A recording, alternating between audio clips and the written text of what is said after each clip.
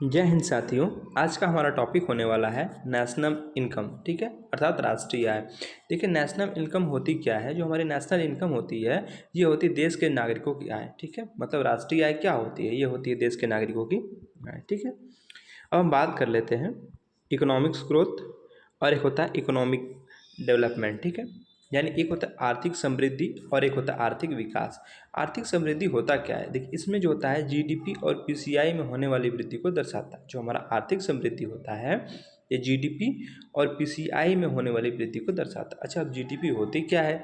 GDP देखिए होती है ग्रॉस डोमेस्टिक प्रोडक्ट, ठीक है, जिसको हम सकल घरेलू उत्पाद बोलते हैं, ठीक है। ये अपने सीमा क्षेत्र, जो हमारा देश है ना, इस सीमा क्षेत्र के अंदर ही जो वस्तुओं का निर्माण होता है एक वर्ष के अंत में, वही जीडीपी होती है। और पीसीआई जिसको हम पर कैपिटा इनकम अर्थात प्रति व्यक्ति आय कहते हैं, राइट।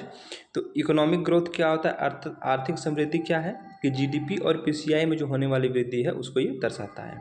अगर हम बात करें इकोनॉमिक डेवलपमेंट की अर्थात आर्थिक विकास की, तो इसमें क्या होता है कि इसमें जो होता है ये समस्त विकास को दर्शाता है, ठीक है। हमने बताया जो आर्थिक समृद्धि होती है ये जीडीपी और पीसीआई में होने वाली वृद्धि को दर्शाती है, ठीक है। लेकिन जो हमारा इकोनॉमिक डेवलपमेंट है अर्थात आर्थिक विकास, ये समस्त विकास को दर्शाता है। अगर हम उदाहरण की बात करें तो जैसे देखिए इसमें है आर्थिक विकास, ठीक है, आर्थिक विकास, सामाजिक विकास और राजनीतिक विकास, राइट। तो ये तीनों किसके अंतर्गत आएंगे, ये आएंगे हमारे आर्थिक विकास के अंतर्गत, राइट। अब हम बात करते हैं राष्ट्रीय आय का मापन। देखिए राष्ट्रीय आय का मापन होता कैसे है। एक है सीएसओ जिसको हम बोलते हैं सेंट्रल स्टैटिस्टिक्स ऑफिस, ठीक है। तो ये जो हमारा है ये राष्ट्रीय आय का मापन करता है। लेकिन इसकी स्थापना पूछे सीएसओ की, तो इसकी स्थापना सन 1951 में की गई थी। अच्छा, इसका जो हेड क्वार्टर है ये कहाँ है, नई दिल्ली में। तो पूछे सीएसओ की स्थापना कब हुई, तो 1951 में हुई थी। इसका कार्यालय कहाँ है, न्यू दिल्ली में, राइट। फिर अगर हम बात करें, देखिए सीएसओ के स्थान पर जो है 23 मई 2019 को एनएसओ का गठन किया गया, ठीक। पहले जो हमारा सीएसओ था इसके स्थान पर जो है 23 मई 2019 को, ठीक है, 23 मई, डेट याद रखिएगा, 23 मई 2019 को एनएसओ का गठन किया गया था, ठीक। अच्छा, एनएसओ का फुल फॉर्म बहुत ज़्यादा पूछा जाता है, तो इसका फुल फॉर्म होता क्या है, होता है नेशनल स्टैटिस्टिक्स ऑफिस, जिसको हम राष्ट्रीय सांख्यिकी कार्यालय बोलते हैं, राइट। तो सीएसओ का हमने बताया था सेंट्रल स्टैटिस्टिक्स ऑफिस और एनएसओ का बताया नेशनल स्टैटिस्टिक्स ऑफिस, राइट। चलिए अब हम बात कर लेते हैं एनएसओ का गठन। देखिए एनएसओ का जो गठन है ये सीएसओ और एनएसएसओ को मिलाकर किया गया है, ठीक है। जो हमारा एनएसओ है इसका जो गठन है ये सीएसओ और एनएसएसओ को मिलाकर किया गया है, राइट। अब साथियों पूछे कि वर्तमान में जो हमारा नेशनल इनकम है अर्थात राष्ट्रीय आय, इसके आंकड़ों को कौन जारी करता है, तो वर्तमान में इसके आंकड़ों को सीएसओ जारी करता है, राइट। तो वर्तमान में राष्ट्रीय आय के आंकड़ों का मापन कौन करता है या कौन जारी करता है, ये सीएसओ करता है। अब हम बात करेंगे भारत में राष्ट्रीय आय का मापन, ठीक है।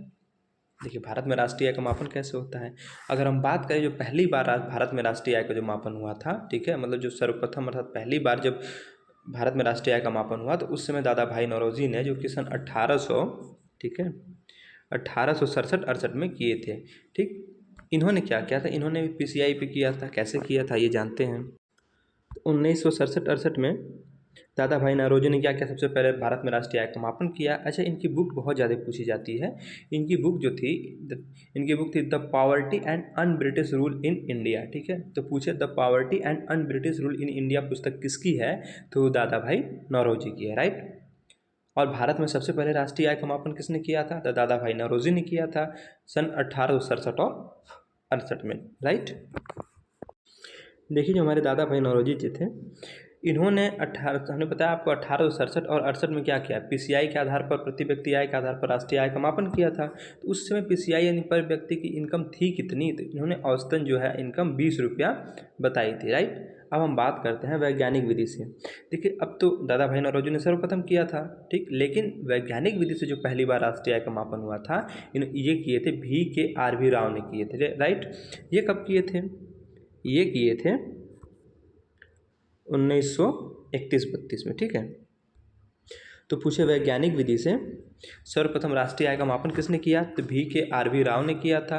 कब किया? 1931 और 32 में किया था। अच्छा, इन्होंने जो PCI निकाली, मतलब प्रति व्यक्ति आय बताई, ये 62 रुपये बताई थी। अच्छा, हमने बताया दादा भाई नौरोजी ने कितने रुपये बताई थी PCI, यानी पर कैपिटा इनकम जिसको बोलते हैं, 20 रुपया।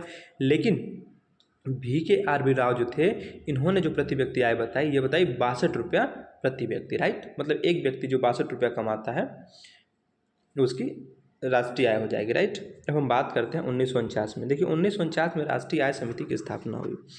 एक हमारे राष्ट्रीय आय समिति बनी, ठीक है, जिसकी जो इसको 1949 में स्टैबल किया गया था। उसमें इसके जो अध्यक्ष थे ये थे PC महालनोबिस थे।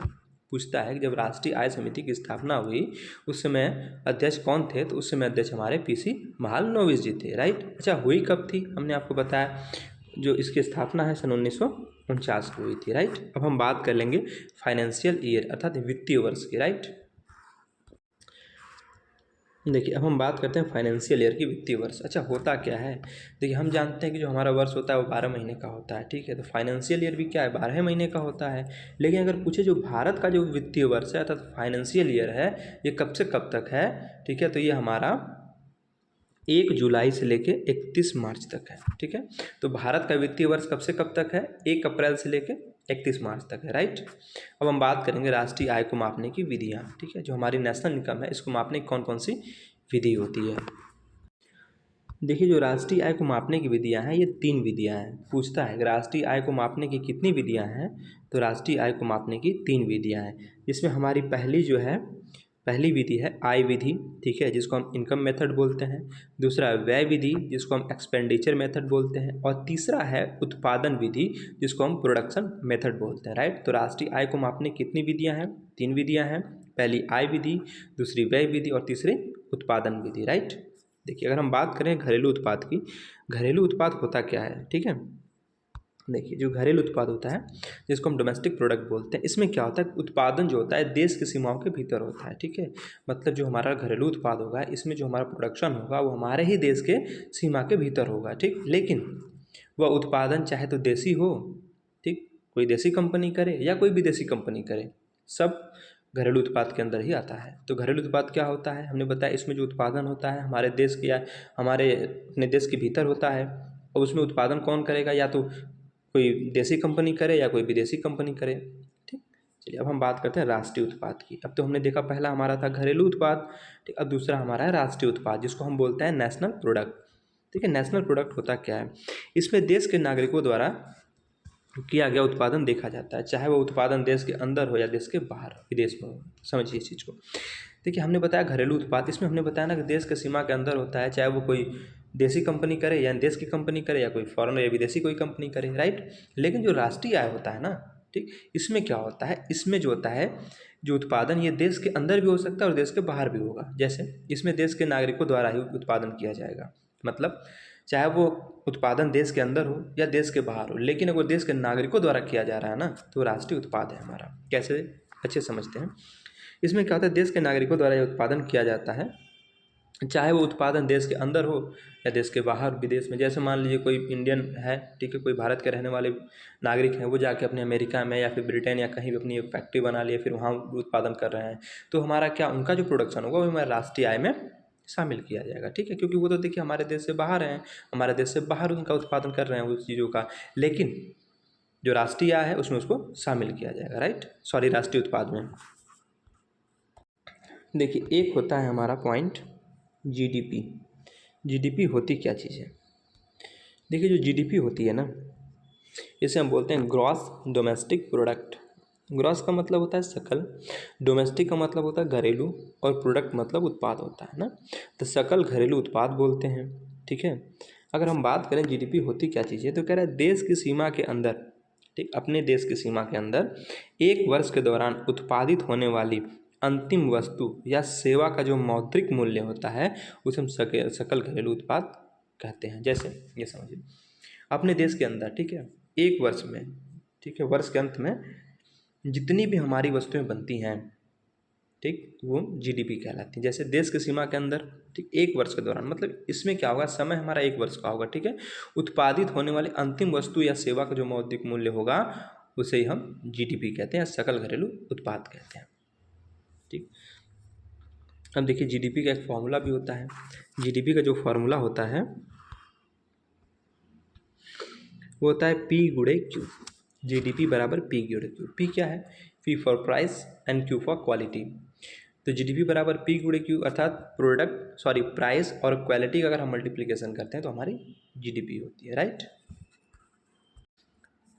आइए एग्जाम्पल के माध्यम से समझते हैं। कह रहा मान लीजिए अपना भारत देश है, ठीक है। भारतवर्ष में एक वर्ष में मान लीजिए कि 10 पेन बनी। कितनी बनी? एक वर्ष में 10 पेन बनी, और एक पेन की जो कीमत है 20 रुपया है, ठीक है। हमारे भारतवर्ष में एक वर्ष में कितनी पेन बनी? सपोज दैट 10 पेन बनी, और एक पेन का जो मूल्य है वो 20 रुपया है, ठीक है। तो अब हम कैसे जीडीपी कैसे निकालेंगे? हमने बताया ना, जो जीडीपी होती है हमारी, ठीक, जिसको हम ग्रॉस डोमेस्टिक प्रोडक्ट बोलते हैं, ये पी गुणे क्यू होती है। P for price and Q for quality. Quality नहीं, क्वांटिटी होता है, क्वांटिटी, ठीक है। अब देखिए प्राइस कितना है? 20 रुपया, ठीक है। 20 रुपया इसका प्राइस हो गया, और उसके बाद हमारी क्वांटिटी कितनी है? 10 पेन है, ठीक है। तो हम 20 में 10 का गुणा कर दिए तो 200 आया, मतलब जो हमारा जीडीपी है वो कितना है? 200 है। जीडीपी समझ में आया? फिर से देख लीजिए, एक साल में मान लीजिए हमारे देश में 10 पेन बनी और एक पेन का मूल्य 20 रुपया था। हमने आपको बताया था जीडीपी बराबर प्राइस गुणे क्वांटिटी होता है, राइट। तो जीडीपी में क्या प्राइस हमारा हो जाए 20 रुपया, और क्वांटिटी कितनी? 10 पेन बनी, तो 20 गुणे 10 कर देंगे 200, तो ये हमारी क्या है? जीडीपी आ गई, राइट।